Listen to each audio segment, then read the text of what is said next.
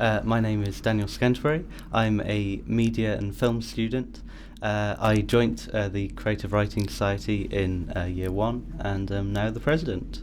I think a storyteller, there has to be something wrong with them. They have to be upset about something, or they have to feel passionately about something, overly passionate, or overly hatred of something. I think that's what provokes a writer to write. Thomas Evans is a surrealist, postmodern writer with an incredible passion for what he writes about. Yeah, I'm Mel, and I'm studying a master's in creative writing. Okay. And are you a part of the Creative Writing Society? Yes, I am. I've been part of it ever since I started at Keele, and was president for 2 years and treasurer before that as well. But this year I've had no power whatsoever. Thomas is the constant person that's been here since I started uni. We met on the first week of in Freshers Week. And since then, we knew each other a lot in the first year, and I've lived with him for 4 years. So he's just been that constant person playing loud music next to my room every year since then. I'm Tom. I'm a third-year astrophysics and maths student. I'm majoring in astrophysics this year. I'm a part of Keele Creative Writing Society. I've been since my first week at Keele. I've been treasurer of the society for 2 years. He's an interesting character. I met him at my very first creative writing workshop, and ever since he's been this eccentric being. He's a nice guy, and I get on with him quite well. And he's been an important part of the Keele Creative Writing Society and the sort of the writing community in Keele whilst I've been here. Hello again. We're being joined today by a documentary crew. Ain't that right? Yes. Excellent. I'm Thomas Evans. I suppose, technically used to be studying for creative writing. I've since graduated. Might be doing a PhD in film studies, assuming I can get the money. You're a part of the Creative Writing Society? Yes, former president now. I mean, technically, sort of, we're in the interim period, so acting president / former president at the moment. Number 1, titles! Come up with a title. That's not a shitty title. Don't call it something title. Storytelling are people's ways of expressing things they need to express. So people tell stories because they have something that they need to say, and they've got no better way of saying it than by putting pen down to paper. So I suppose in my case it will be either I want to tell my crush that I like them, or I want to tell the world that their ideology is wrong and the way of seeing things is wrong, and you've got to change your views, and you got to become better people.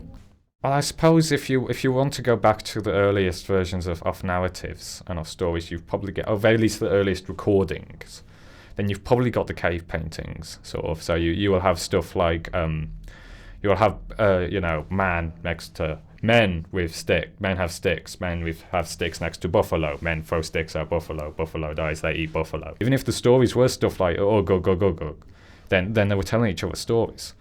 And so, if you look at the cave paintings, sort of they're both a replication of sort of what people do, and they're also sort of like an instructional guide. People are like, oh, you ate a buffalo, oh sweet, how do you do that? Oh, okay, and then they kill the buffalo.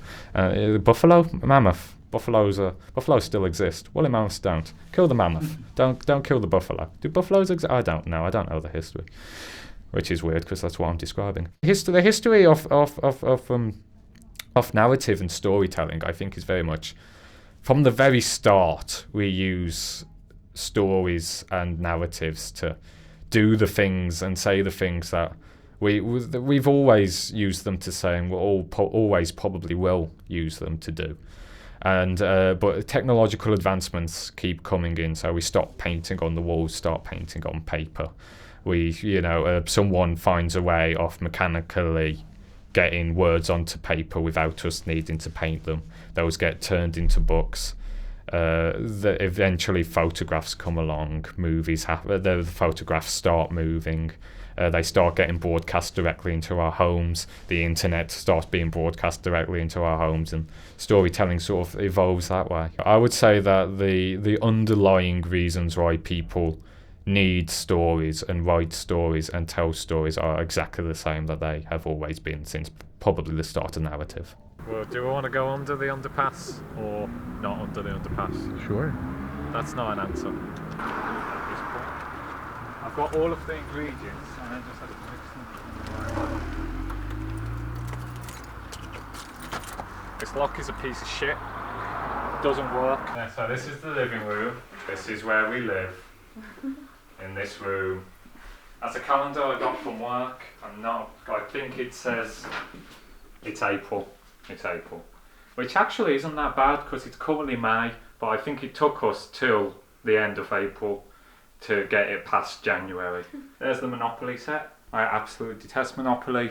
The household plays it just to see me get angry at it, and I can get angry at Monopoly. And having said that, I'll hand over to the very warm and squishy.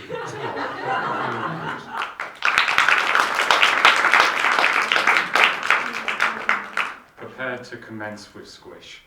Can you describe your writing style for me? Style, it's highly dense, very weird, sort of very over exaggerated. I like I like messing with extremes. I like taking things and just running with them, throwing them as far as I can. And so it's very confrontative.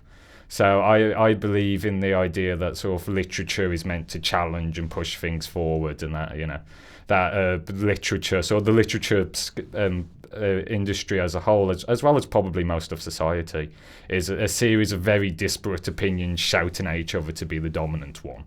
So I see it very much as art's role in order to sort of challenge things and try to change people's opinions about things. So if you care about something a lot, you need to write it down in your work and get them to care about it too, the way you do. So yeah, I would describe it's very surrealist. It's very maybe not surrealist, maybe more impressionistic or something like that. I'm not that interested in reality. So I like making these big heady mixes and sort of imbuing them with a political point and then shouting it as loud as I can. So that's what I try to do with my work. That's how I would describe it, sort of like the literature version of an 80s punk album. The punk's initial charge is fastest. They dive into the new romantics, kicking and screaming. 3 punks have pinned down a new romantic, keeping his eyes open, holding his nose until he opens his mouth to breathe. Now they've got a spray paint can aimed directly at his face, their fingers pressed down on the nozzle. The new romantic gurgles. Another romantic has a mirror with him. He runs at a female punk and smashes it down over her head, breaking it into pieces. The punk can feel grains of glass moving under her eyelid. Another punk has styled her mohawk into spikes, rigid enough that she can punch holes in people's heads. One punk and his girlfriend have taken to biting chunks out of people. They regurgitate the meat into each other's mouths and make the other swallow. The one with the mohawk gets thrown into a wall and becomes stuck. The couple get their teeth kicked in. The new romantic with the mirror gets hit in the face and has his skull crack into 1,000 fragments. The shards float in the air, shimmering. My favourite word is twat. Twat. I love twat. It's fantastic. It's such a sloppy, stupid thing. And it's like, but it's perfectly designed. It sounds fantastic because you get the twat, which is big, explosive, sort of, you know, and that's the slap across the face. It's the twat. It's like, and it's like a raspberry. It's like basically you're just shitting in the face of the person who you're talking to, but with just splattering it all over them, like coming out of the mouth. Basically, you're puking on them. And but then what happens is you get the t, which suddenly contracts it, and so you get and then like you saw like leaping on them, throw shit in their face, do a somersault, and then do a perfect dismount, and you're absolutely there. You're fine. You're in your swanky suit. You're in your leotard, I suppose, in this metaphor.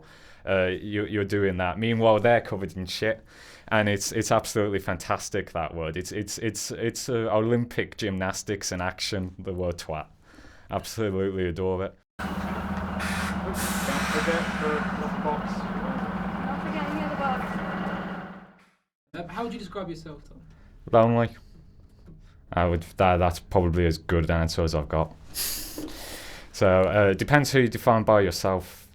People have multiple selves in them. So if you're going to, I would, so depends whether you want me to describe the public persona, the attempted public persona, the person that people probably actually see, or the non-existent central self that most people have convinced exists.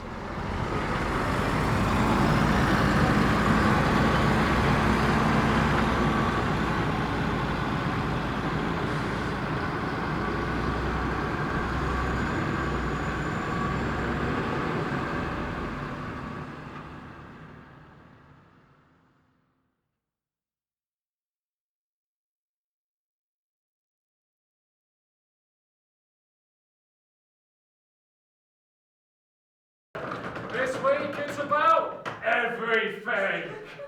Everything. Everything. Everything. That's really slow. Thing. Yeah, this week's about everything. This is the penultimate one and the final actual workshop. Can I get an R? I'm really working the crowd this week as I can.